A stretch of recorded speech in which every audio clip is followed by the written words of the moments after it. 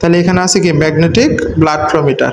তো এই magnetic blood flow মিটারের সাহায্যে কি করা হয়, রক্তের যে প্রবাহ মাত্রা আছে সেটা পরিমাপ করা যায়, রক্তনালীর যে প্রবাহ মাত্রা আছে সেটা কি করা যাবে, পরিমাপ করা যাবে। তাহলে এর জন্য এখানে একটি পার্মানেন্ট ম্যাগনেট রয়েছে, এই সম্পূর্ণটা হচ্ছে কি পার্মানেন্ট ম্যাগনেট। এটা হচ্ছে নর্থ পোল, এটা হচ্ছে সাউথ পোল। আর আমরা জানি ম্যাগনেটের নর্থ পোল থেকে সাউথ পোলের দিকে সবসময় ম্যাগনেটিক ফ্লাক্স কি হতে থাকে, প্রবাহিত হতে থাকে। তো এই ম্যাগনেটিক ফ্লাক্সগুলো কি হয়, নর্থ পোল থেকে সাউথ পোলের দিকে এরকম প্রবাহিত হতে থাকে। আর আমরা জানি এই ম্যাগনেটিক ফ্লাক্সগুলো যদি কোনো ইলেকট্রোড দ্বারা কি হয়, বাধাপ্রাপ্ত হয় বা কর্তন হয়, তাহলে ওই ইলেকট্রোডে কি হবে, ইলেকট্রোম্যাগনেটিক ফ্লাক্স কর্তনের জন্য কি হবে, এই যে ইলেকট্রোম্যাগনেটিক ইন্ডাকশন নীতি অনুসারে ওই দণ্ডে অর্থাৎ ইলেকট্রোডের মধ্যে কি উৎপন্ন হবে, কি উৎপন্ন হবে, ভোল্টেজ উৎপন্ন হবে, তাই না, বা ইলেকট্রিক্যাল সিগন্যাল